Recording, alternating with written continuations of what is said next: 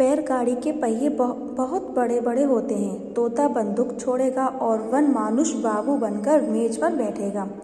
बलदेव सबसे पीछे बैठा हुआ अपनी हिसाब की कॉपी पर शेर का चित्र बना रहा था और सोच रहा था कि कल शनिवार नहीं इतवार होता तो कैसा मजा आता।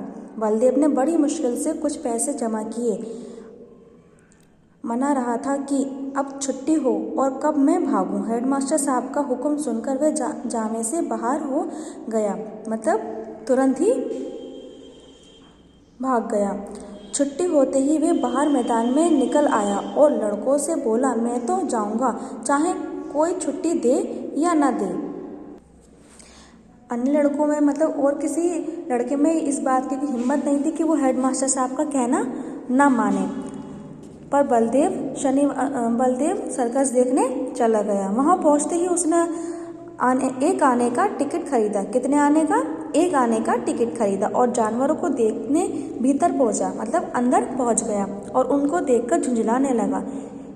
उसने जब शेर को देखा तो वो बोला, मालूम होता है जैसे महीनों से इसे मलेरिया बुखार आ रहा है। मतलब वहाँ के सभी जानवर थोड़े आलसी हो रहे थे। किसी का पैर में चोट थी, किसी के टांग में चोट थी, किसी के मुंह पे कुछ ना कुछ हो रहा था। तो वो ये सब देख के गुस्सा हो गया।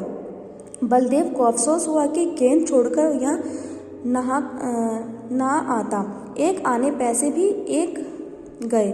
ऐसे जानवरों को मैं सेध में भी ना देखता।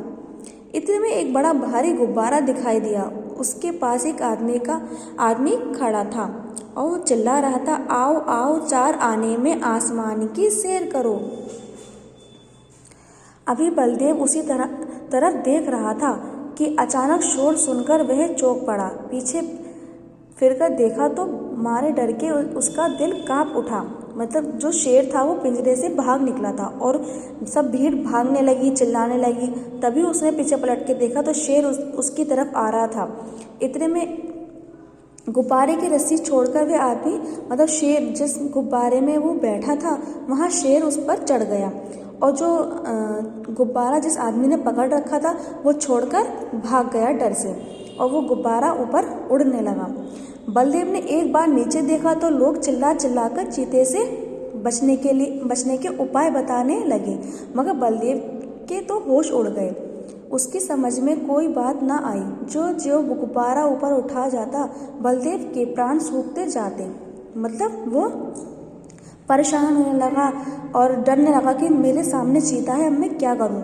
चीता तो बड़ी आसानी से बलदेव को चटकर जाता, मतलब उसे खा जाता, मगर उसे अपनी ही जान की फिक्र पड़ी थी। शेर खुद डरा हुआ था कि वो वहां से कैसे निकले।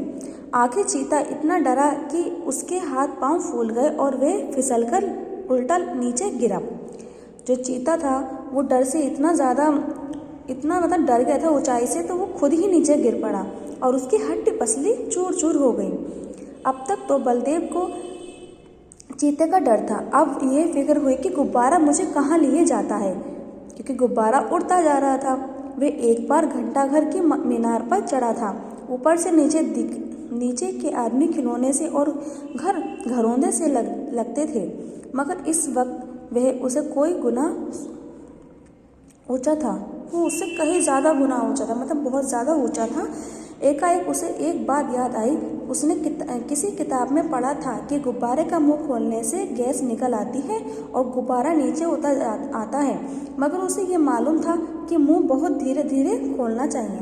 देखो, उसने ये बुक में तो पढ़ा कि गुब्बारा का मुंह खोलने से वो उसको गैस निकलती है तो वो गुब्बारा नीचे आने लगता है, लेकिन उसने गुब्बारे का मुंह एकदम मतलब अचानक तुरंत खोल दिया, आराम से नहीं खोला, जिसकी वजह से वो तेजी से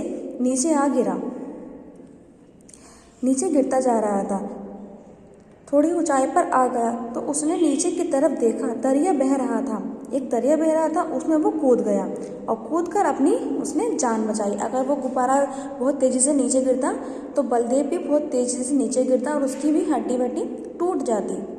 तो उसने अपनी जान इस तरह से बचाई। तो बच्चों, हमें क्या सीख मिली इस गाने से बताइए? हमें सीख मिलती है कि हमें अपने बड़ों का कहना भी मानना चाहिए और हमेशा अपनी पढ़ाई हमारी पढ़ाई हर जगह काम आती है। अब उसने जो पढ़ा था गुब्बारे के बारे में, उसकी वो पढ़ाई काम आई, पर उसने अच्छे से नहीं पढ़ा था, वो अच्छे से पढ़ाई नहीं करता था और उसके हेडमास्टर साहब ने भी मना करा था जाने के लिए, लेकिन वो गया। ओके बच्चों, ये हमारा लेसन यहीं ख़त्म होता है। अब आप लोग भी इसे अच्छे से रीड कीजिएगा।